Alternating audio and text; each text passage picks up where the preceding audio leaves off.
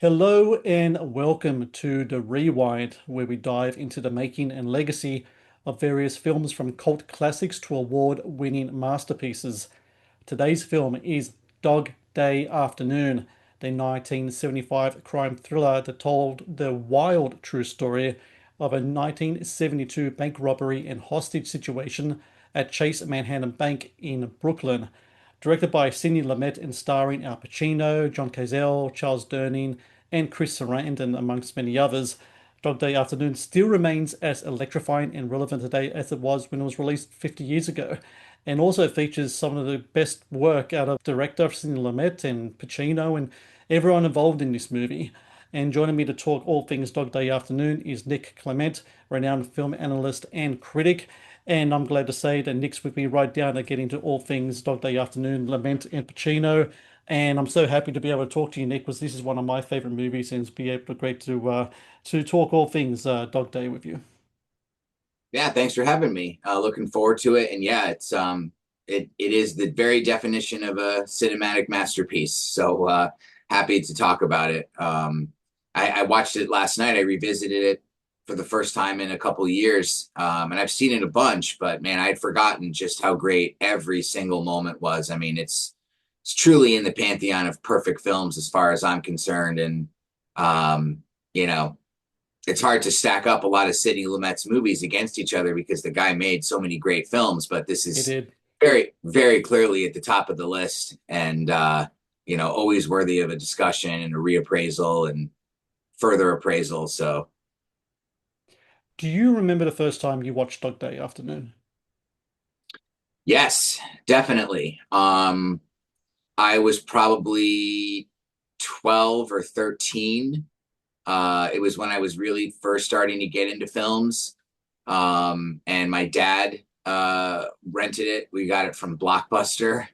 Uh, and I remember watching it with my mom and my dad in our the old living room, as I call it, in my childhood home before they redid their house. But yeah, I definitely remember watching it. I remember not having ever seen, at that time, I'm just starting to get into real movies. So I'd never seen a film like that before. The title threw me when Hmm. I was a kid. I was a dog, like what, So I always remember being sort of like, stumped by the title and what it was that we are going to watch. But I always trusted my parents with what they wanted to show me because I always knew there was probably going to be a good movie. But I do remember seeing it. I remember being blown away by Al Pacino's performance. That was when I was first starting to really pay attention to acting and performances and understanding who these people, were slash are, depending on if they're alive or not now. Um, but yeah, I absolutely do remember. I have a vivid memory of it. I have a very strong movie memory bank. I can remember a lot of where I was and who I saw movies with, and movies have just been such a big part of my life. But this film really shook me up when I first saw it. I wasn't, you know, sex change operations were not on my mind, at that Hmm. time. And, bank robbery was a, foreign, happily a foreign, it still is a foreign concept to me.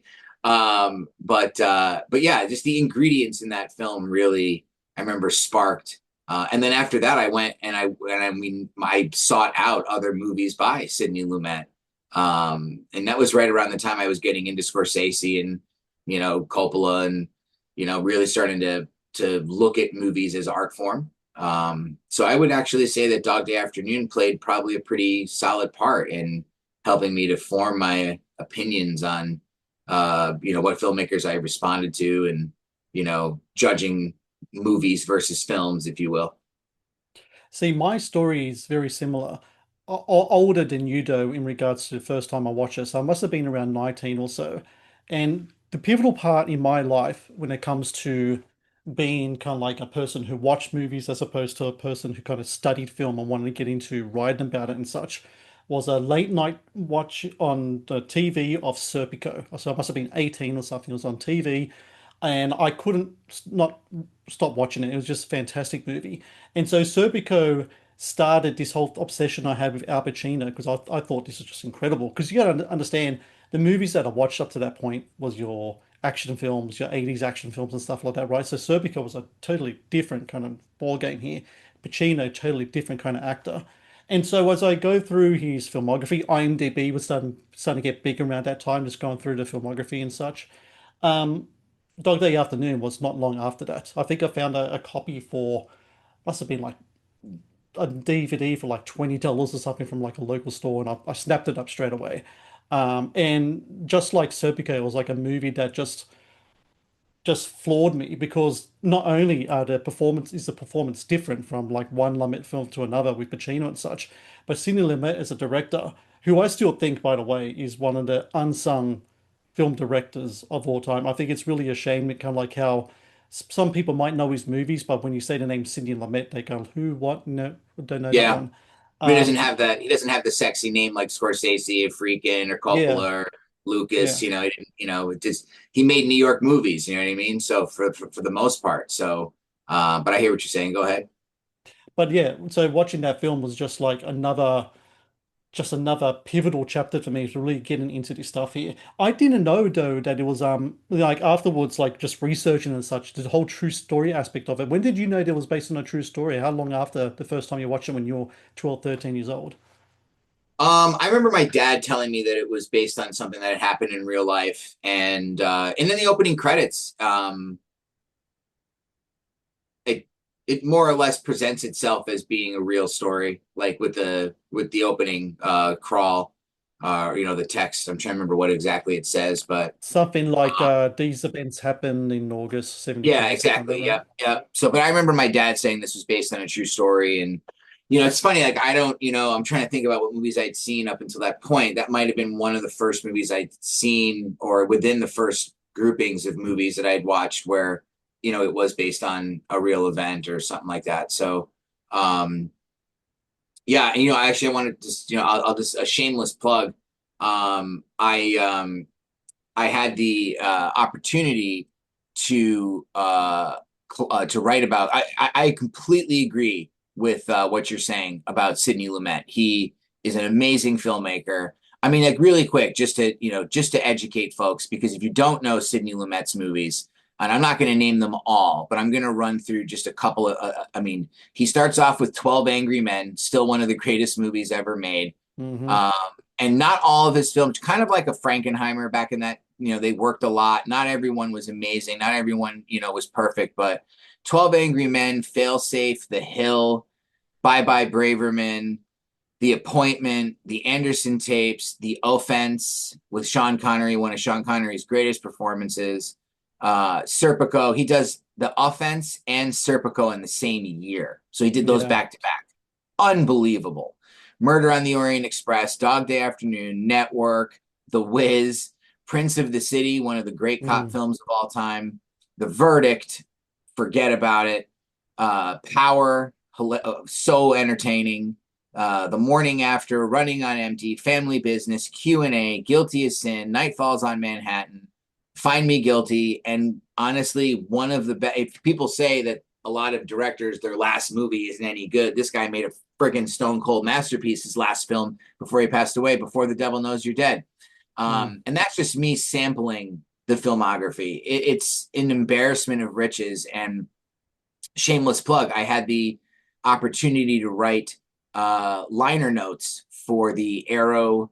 Arrow Films did a Blu-ray release of Night Falls on Manhattan, which Right. came out in 1996 with Andy Garcia, Richard Dreyfuss.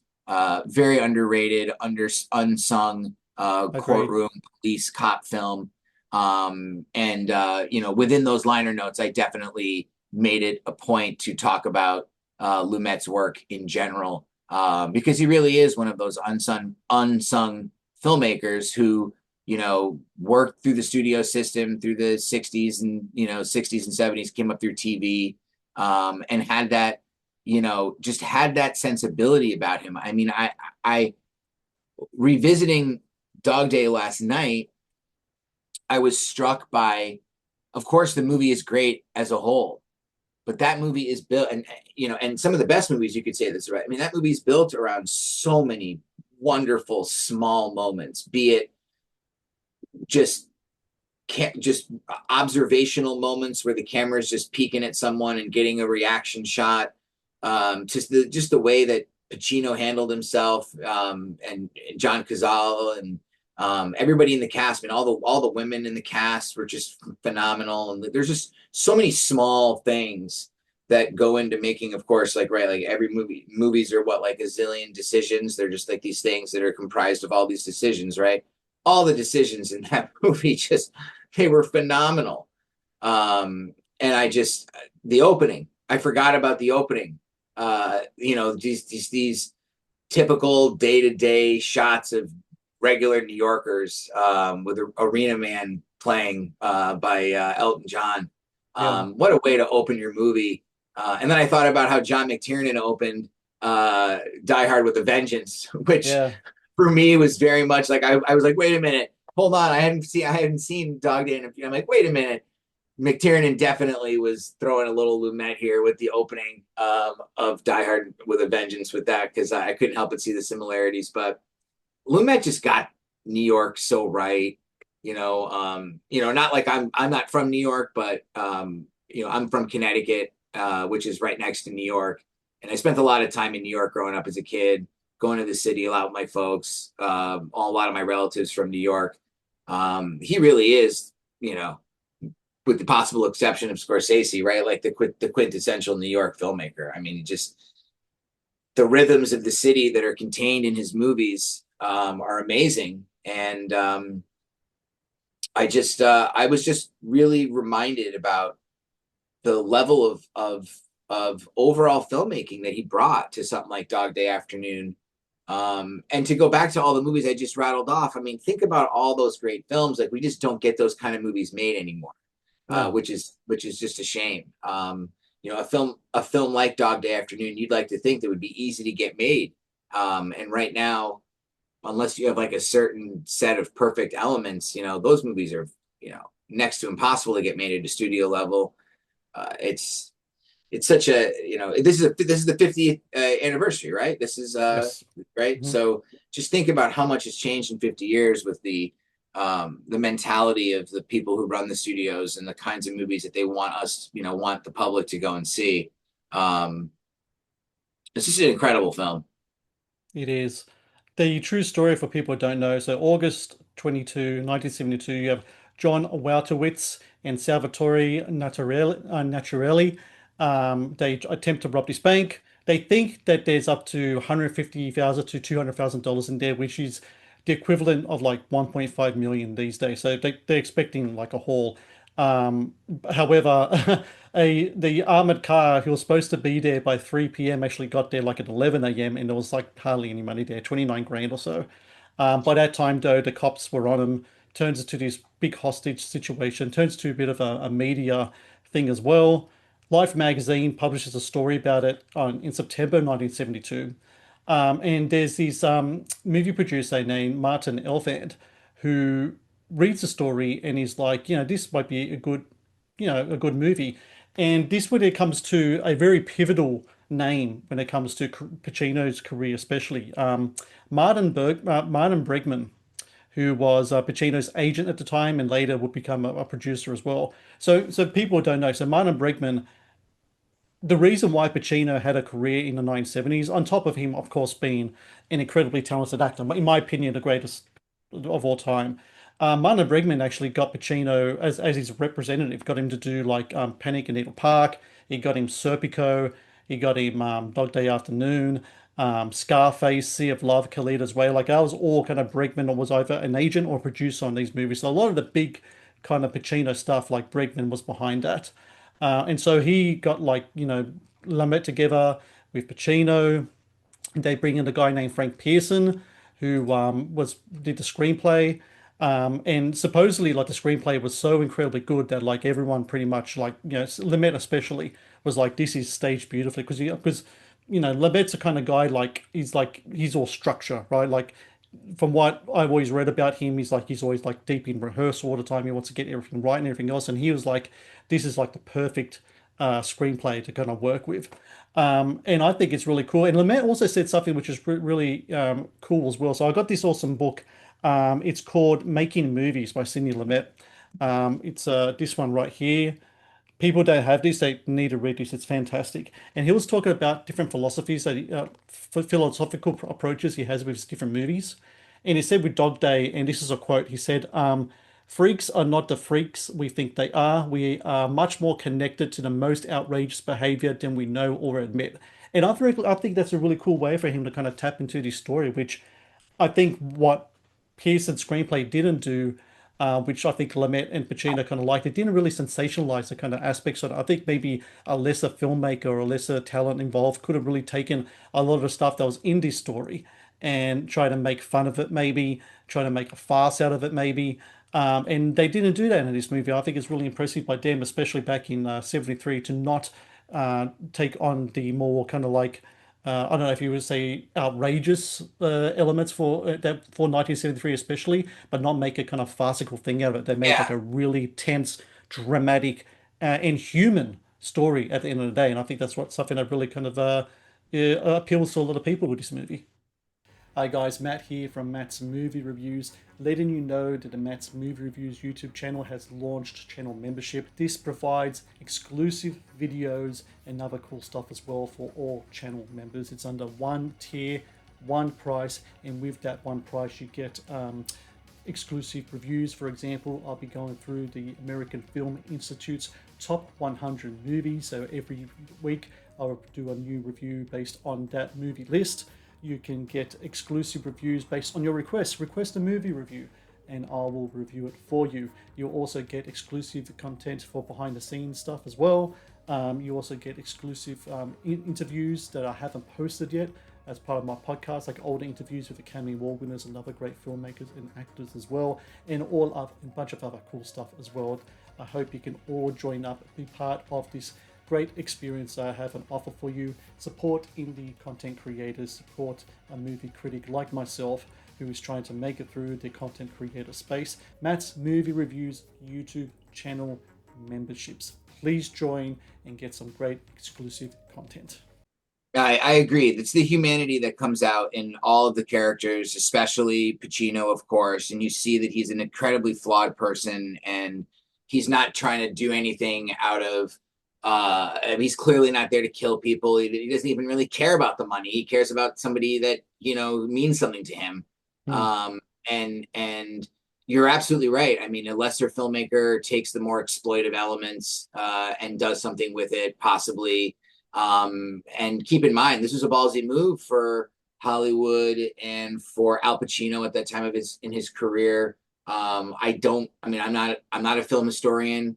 I'm not sure how many movies had expressly delved into homosexuality at that time, yet. And obviously, this wasn't it wasn't Brokeback Mountain or anything like that, but that was very much a foreign concept, I think, to audiences and accepting actors for those types of character decisions to play those roles. So it's a progressive film in disguise. But yeah, I mean, totally, I completely agree. And one thing I want to throw out to anybody listening to this podcast is a great documentary in addition to your book. It's the book that you just mentioned. I have it on my shelf. It's a great book.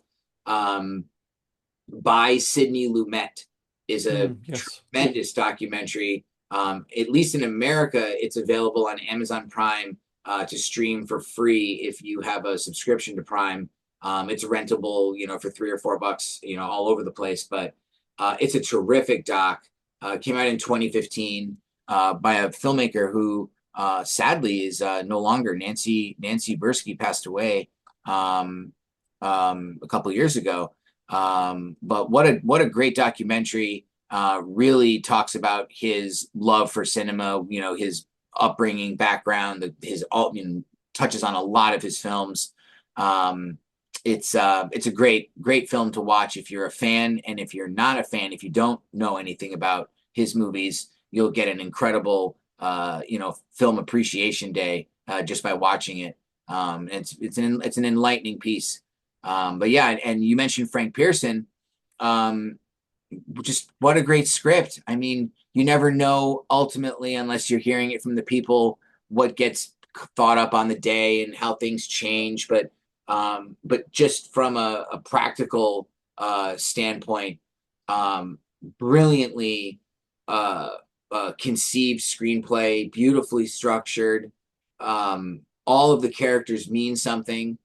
There isn't, you have passive characters, sure, but like every character is given something to do or say, and they meet, and there's importance behind each one, and that's tough when you have, I wouldn't call it an ensemble, but when you have that sort of mosaic of characters swirling around, keeping each one identifiable and giving them a reason to exist. Um, just awesome stuff. And when you think about Frank Pearson, outside of being president of the Writers Guild and president of the Motion Pictures, those AMPAS, dude wrote Cool Hand Luke, Cat Mm. Ballou, The Anderson Tapes, A Star Is Born, Presumed Innocent, In Country, which is super underrated. It's just there's so much talent. You look back at these films and you think about the people that worked on them and what other movies they worked on, and that for me is the real telltale sign of just how much we've fallen as a culture. When you look back, I was looking, I'm watching the film last night and I'm saying to myself, God, the cinematography here, how did they get you? This is before Steadicam. This is like 10 years before Steadicam. So they're still putting guys on roller skates and using the wheelchairs and, because there's shots in the bank that are, nowadays you do them on a drone, Mm. or you're doing steady camming. And there was some ingenious camera moves in there. And I'm looking at who shot it, and It is, so I got it right Victor Kemper. here. Victor And Camper, yeah. and you want to talk about a guy. I mean, like, if we're gonna play the credit game, Victor Kemper shot movies like The Hospital, The Candidate, Friends of Eddie Coyle, The Gambler, Dog Day Afternoon, Stay Hungry, Mikey and Nicky, Slapshot, Oh God, one of my favorite comedies, Coma for Michael Crichton, The Jerk, Night of the Juggler. I mean, like, it's just incredible. Author, Cloak and Dagger for Richard Franklin. He shot Pee Wee's Big Adventure for Tim Burton. Mm. I mean, it goes on and on and on. And when you look at that sort of thing, you say to yourself, man, okay, like, yeah, you know, great talent, great guy, great cinematographer, but great material just left and right. And that's the thing that again separates the movies, I really feel, from the 70s most in particular. I also feel like movies from the 90s now are aging themselves really well, and the 90s are now becoming the new 70s, if you know what I Oh, yeah. mean, in Yeah. terms of what they offered people. But rewatching Dog Day last night, I was struck by the compassion in Pacino's performance. The phone call with Chris Sarandon is just, it's amazing. And you care, like you're not supposed to sympathize with the bank robber. You're not Mm. supposed to, but sorry, like you do care. You give a shit and you feel bad. And um, for me, those are because nowadays, like you rarely get a movie now where you have a flawed lead, somebody who's doing stuff that like they shouldn't be doing. Again, in independent film, sure, you get that, but not at a studio level very often.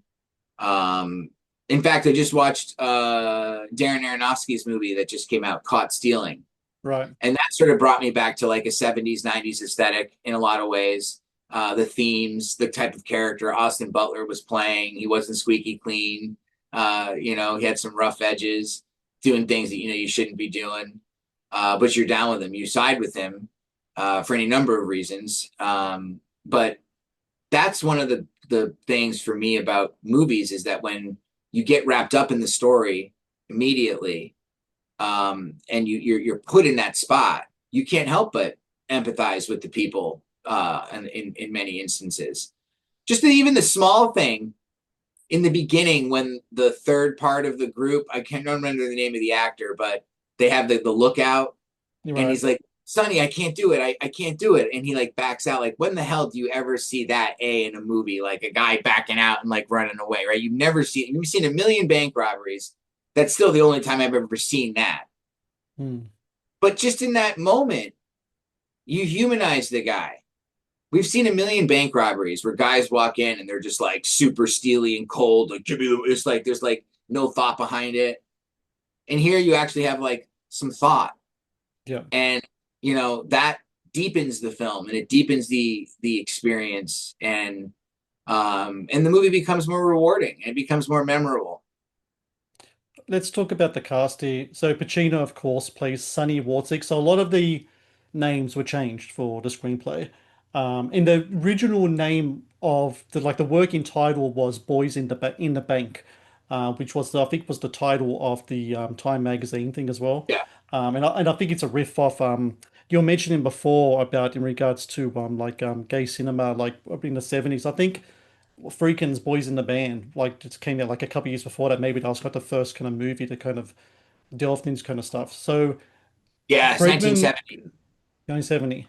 So Bregman goes to Pacino. Pacino turns it down like not only once, and twice, but three times. And I think his thing was like, I'm exhausted. I'd been doing because you got to think about the run. It was Panic, Godfather, Serpico, Godfather 2, and he's like, I just want to go back to theater for a bit. I'll recharge my batteries. And he knew that like the way that he does his stuff, like this guy's like a high wire kind of guy. Like it's going to be a really taxing performance. But he agrees to do it because I think supposedly Dustin Hoffman, might have been a second choice. And a lot of people don't know this. Like they always think Al Pacino, Robert De Niro have this rivalry. It was actually more Pacino, Dustin Hoffman because they're similar in look and like in their height is similar as well. So they were up for the similar kind of role. So them two are very much in play for a lot of roles. And yeah, he goes into it, and but then he suggests a lot of people in the cast. So you have John Cazale, who plays Sal Naturale. He's the only one in the movie who has the same name as the actual person in real life. He's the only character. And Lumet wasn't sold on it as first because the actual Sal in real life was 18 years old. And like in John Cazale, but his time was 39. But when they met, he had him in there, and I think a really good choice, Yeah. because it's one of his great performances. Charles Durning in the movie as the sergeant, like the main sergeant. He was supposed to play the FBI guy. No, he was supposed to play the bank manager, and an actor named James Broderick, who plays the FBI special agent Sheldon, who's actually the father of Matthew Broderick, was supposed to play the cop. So Wow. they kind of swap things around. And then you have Chris Sarandon. And again, Chris Sarandon was someone that Lumet had to be convinced to kind of allowing it to take on the thing. But then when he auditioned and such, they said yes. But the only note that Lumet had for him was a little less Blanche Dubois and a little more Queen's housewife when he played the role. And he definitely knocked that out the park. And then you got That's a enough. who's who of heaps of people. Lance Henriksen has a role in it. Carol Kane has a role in it. Dominic Chianese, who plays Anthony Soprano's Uncle Junior in The Sopranos, he has a role in it as well. It's one of these movies where you kind of pick out all these people because you've seen them in other films before, and I think it's really cool how you can watch some of these older movies and kind of do that. It's like, oh, that guy, that guy, that guy. It was really cool how they actually have that in this movie. Absolutely. It is. It's an amazing cast. Um, John, how do we say his last name? Kazale, Kazali. I say Cazale, but I'm All right. Australian, so I So, could get it wrong. So yeah. have to drop a note about him, of course. Five movies, all five get nominated for Best Picture, right? Mm. Godfather Part Two, The Deer Hunter, Dog Day Afternoon, and The Conversation, and Station, then yeah. he passes away at 42 of cancer. I mean, it's the most screwed up thing, but I mean, wow, like, five movies, five Best Picture. I mean, it's crazy. And there was nobody like that guy. I mean, like, there has never been another actor like him, and he only made a brief impression, in the grand scheme of his contemporaries because of the health issues that he had. but so distinctive in all of those five movies I just mentioned. And here, like you said, you're making a movie about real people. So of course you're trying to be, um, you're trying to stick as close as you can to, what people look like or what their age was. But yeah, perfect example of movies not needing to follow real life to, still be successful. An 18-year-old guy in real life gets turned into a 39-year-old, performer. And I would have to imagine it's just like when Lumet met him, he was like, I have to have this guy. This guy's perfect. I mean, like I can't not have him. Um, really, and I'm trying to remember the name of the documentary. There's another great documentary out there about John Cazale. Yeah, Uh, it's like, isn't it like My Name is John or stuff like that? it's called I Knew It Was You, Oh, that's and okay. it came out in 2009. It's available on the streaming platform Tubi, which is like a free service. I don't know if they have that over in Australia, but We do. over here, yeah. So it's on Tubi. Highly recommend it. It's a 40-minute doc. It takes you back to the 70s cinema. And it's all about the impact that he had on Meryl Streep and De Niro and the filmmakers he worked with. And um, it's it's very heartfelt. And yeah, I mean, what a great cast. Charles Durning. It's funny. I didn't realize that he was originally considered for the bank manager. Mm, Would have been great, but of course, you can't imagine anybody else playing the cop than him. So I love hearing what actors were originally thought for, and then they go off and they they crush a role, and you have to force your brain to think, oh, what would have been like if they had been done that. But yeah, I mean, and Lumet always knew how to direct. I mean, everybody, yeah. everybody in the movie.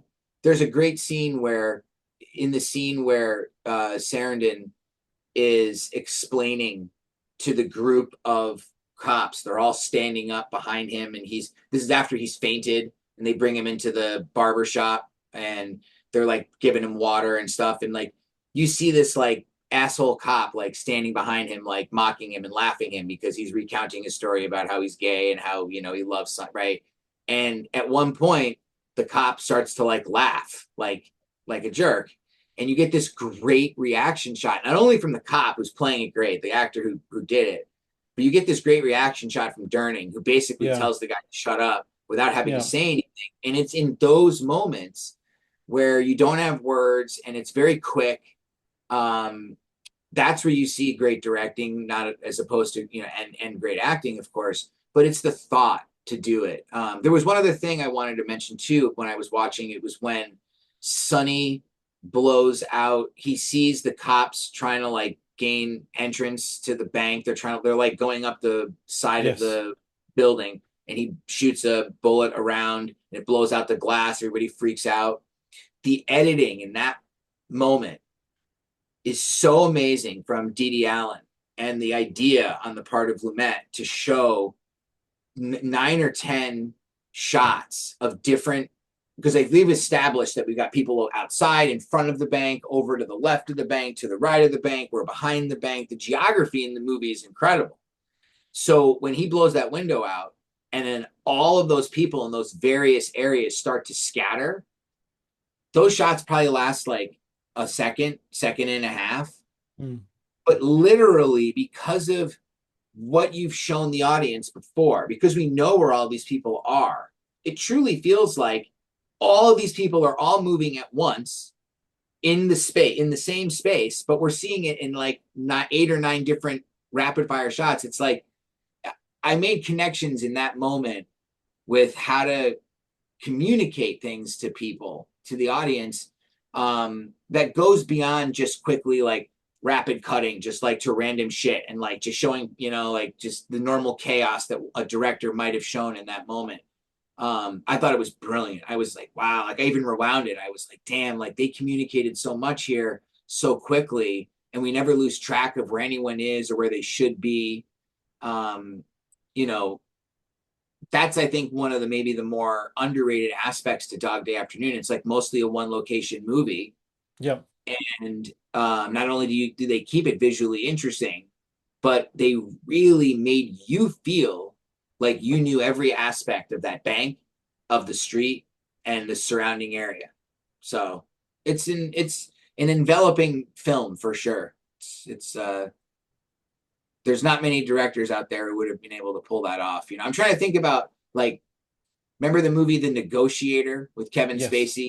Right. So that to me was like, and that came out it was like 95 when that came out, 96, I think. 98, 98. 98. Okay. So um that's 23 years after uh, um Dog Day, Yeah. right? So Dog Day is still fresh on like filmmakers' minds. F. Gary Gray probably, grew up watching, right? So you watch The Negotiator, that's probably the closest that maybe people came to recreating, I'm not that The Negotiator is as good as the Dog Day Afternoon, but I still like it. Um, everything from like the cast in that movie is crazy. You want to talk about deep 90s cast where you can, oh, that movie has everybody from JT Walsh to, you know, Ron Riff, Giannotti. I mean, everybody.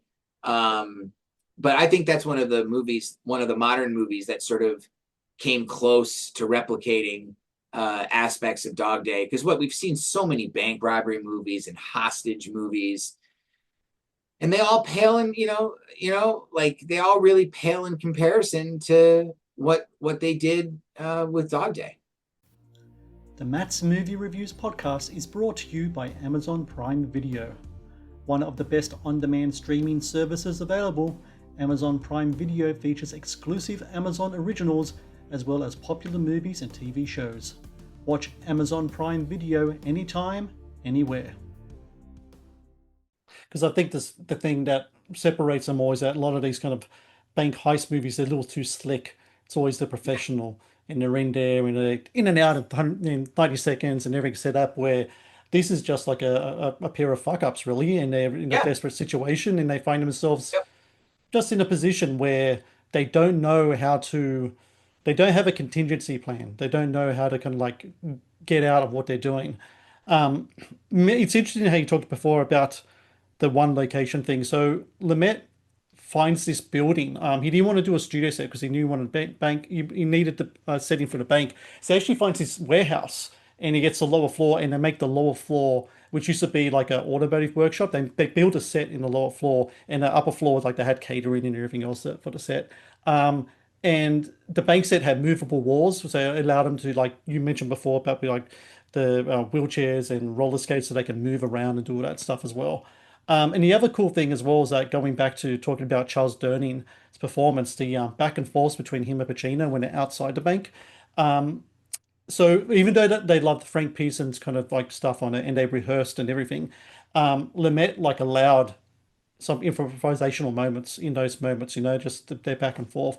And not only that, like supposedly like to get all the coverage, you had like three Steadicam cameras, just filming everything at once. So editing would have been, you mentioned editing before, imagine getting all that footage and trying to like slice it all together as well. That would have been something else. And another cool thing as well is that with Victor Kemper, the cinematographer, they wanted no artificial light for the inside. They use only like the fluorescent lights that are inside kind of thing. Kind of reminds me a bit of what they did in what Alan Pakula kind of did with All the President's Men as well inside of the Yeah. offices and such. And I think that stuff's really cool. And I think also it's a testament to what can be captured on film as opposed to what can be is captured on digital these days as well.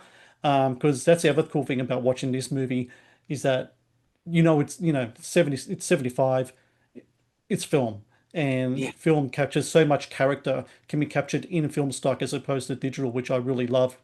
And that's maybe another thing as well with current movies is that sometimes I think even though a movie might try to tonally present itself as something gritty and such, as a little bit too slick maybe in the photography, that compressed image as opposed to shooting it in film like Victor does in this movie, that I think makes a whole lot of difference, brings more character, I think, to the image than Oh to yeah. those things. I think that audiences have been robbed of the film experience because of the digital onslaught. I mean, like, look, like I get it. It's cheaper. It's more versatile. It's the way of the future. Digital can make your movies look really kind of however you want, but it's still not the same. You watch films from the 70s, 80s, and 90s that were very much shot on 35 millimeter film. And now when and now there is like a slight resurgence. People are going Mm, back to shooting on film. And I was watching the trailer for this new movie that's coming out at Christmas time called Marty Supreme, right. which is this ping pong movie with Timothy Chalamet, shot by Darius Kanji, amazing cinematographer. And I'm watching the trailer and I said to myself, there's no way that was shot digitally. That had to have been done on 35 millimeter film. I looked at it on my phone, sure as shit, shot on 35 millimeter. It's you can tell the difference if your eye was trained like the way ours were for so long.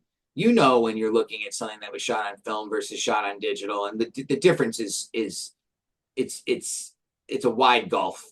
Mm, Movies that are shot on film, they separate us from the real world on purpose. That's the whole point of a movie, right? Is to take you away from the real world, and supposed to give you a slightly stylized or heightened or artificial look. And even when you're shooting natural light, you're still shooting on film, and it still has that separation between the real world and the movie world. And that's one of the things I felt that's gotten lost over the last 20 years is everything looks, like you say, so clean, so sharp. Everybody bitched and moaned when Michael Mann made his amazing Miami Vice movie because he went digital and everything looked all like not perfect and not slick. Like that was the point. It was supposed to look not perfect, not slick. If he wanted to have it look slick, he would have made it look slick. Um, I'm a big fan of knowing that you're watching a film. And one movie that we talked about just a second ago about New York and shooting with natural light. Have you seen the film Good Time? yes, yes, the one with Robert oh, Pattinson and yes, yes, Safdie, yes. Safdie brothers. So Yeah. that shot on film in New York about two moronic bank robbers. Can't help but feel that there's a little bit of Dog Day somewhere in the fringes of that movie. The more I think about it, because I've watched Good Time a lot. I love that film. But yeah, I mean that's the beauty about Dog Day is that it's about real people. It's about people that you see at the grocery store or you see wherever, and they're just like they're not, you know, they're not superhumans. So you feel for them, and it makes the movie experience all the richer. And I think that's one of the reasons why that movie has maintained itself. I submit you put anybody 12 or 13 years of age or older in front of that movie, they're not getting up. They're watching that movie Yeah. to the end. Yeah. I don't care, how bad your ADD is. Like that, that movie will hold you until the end. Um, and that's the thing that movies these days, a lot of them, they just don't. They don't have that capability anymore. And I don't really know why. Something that Lumet did with this film, which I think was um just fantastic, really a masterstroke. No score for the film. Yeah, Outside of that Elton John song at the start, there's yeah, nothing there. And his whole thing was he wanted to really, he's like, my job is to convince the audience that this really happened, and putting a score on it, just going to take away from that kind of reality he really wanted to add on there. And supposedly, Danny, the reason why that song, the Amarina, is that what it's called? yeah, Marina, yeah, Marina, is that when he was editing with Dee Dee Allen, she was playing the song in the background. And he's like, that might work at the start, so let's put it at the start. And so that's why that song's there. But other than that, no score whatsoever. I think that's really is a masterstroke. I think because I can imagine because sometimes like not all the films, but there are some films, even the big ones in the 70s, sometimes the score can be a little stock, a little mm-hmm. tacky. And I can only cringe in imagining if that was the case with this movie, if a score had been planted on it, maybe some type of stock thing, I don't know. But no score, I think, is fantastic. It really kind of immerses Yeah, you in that world for sure. Yeah, totally. You're not distracted by anything. You're just focusing. And the great thing about the opening song is that you find out that they're listening to it in the car. that's right. Yeah, And I thought about that last night. I said to myself, wait a minute. how many movies before this movie had done that clever little thing where the song that the audience is hearing ends up actually being played in a car or on a boombox or on a CD player or something. I'm trying to think about other movies that have done that. Certainly couldn't think of another one before Dog Day that had done that, No, like used that conceit. post Tarantino does that sometimes post like in Oh, the 90s and yeah. such, does that all the time. But like even around that time, I can't think of it myself now. Yeah, neither can I. So another little fun thing and showing how Lumet was ahead of the curve in some respects, and just again choices, man. Like movies are a million choices. There're just so many decisions, and all those decisions have to fit.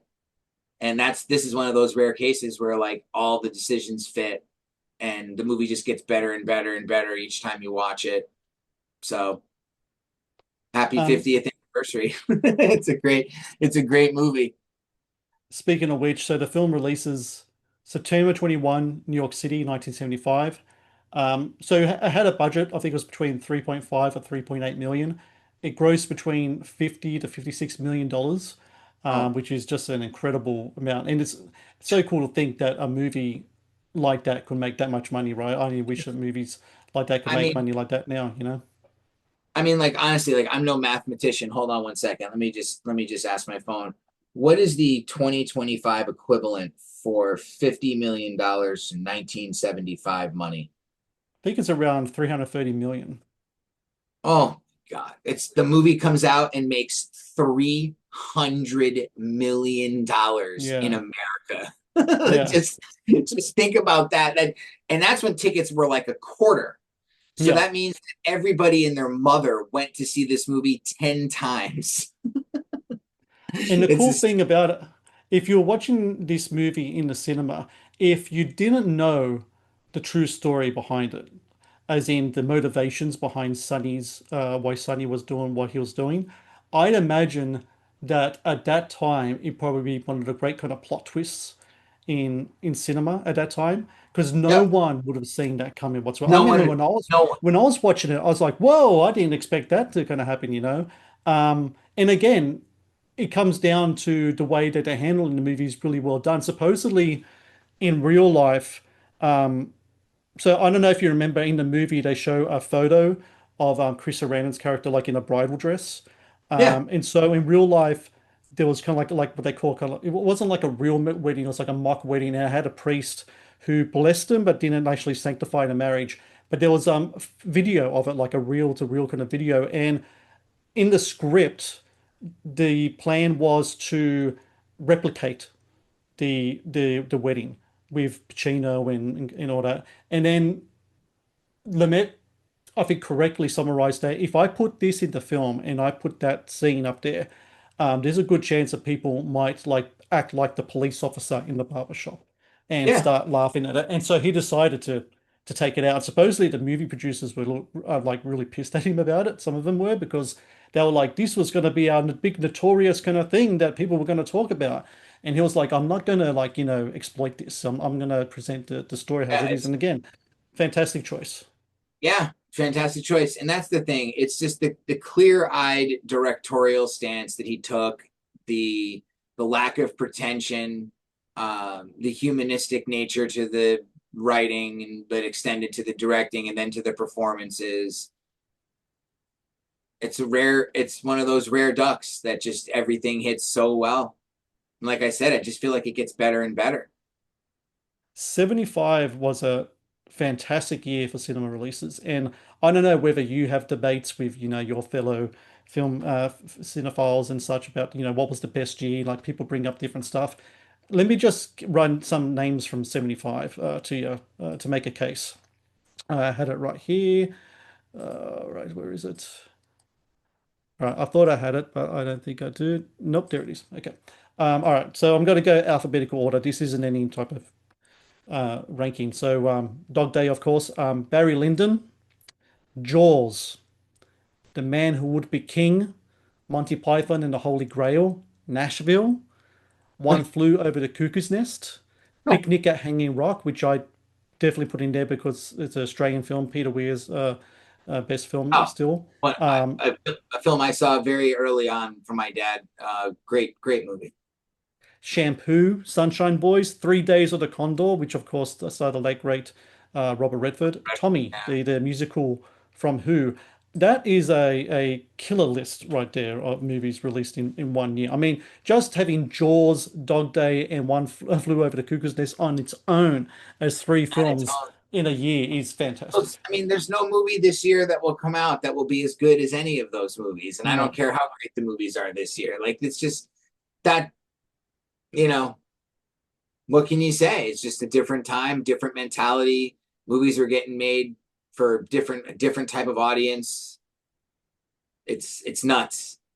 It's crazy to hear those types of things. But yeah, the 70s are an embarrassment of riches. I would have to go back and really look at the different years and all that. But yeah, I've definitely come to the conclusion that the 70s and the 90s have a lot going for them. And if you look hard, there's little films and outlier movies and, you know, lots of little gems to find.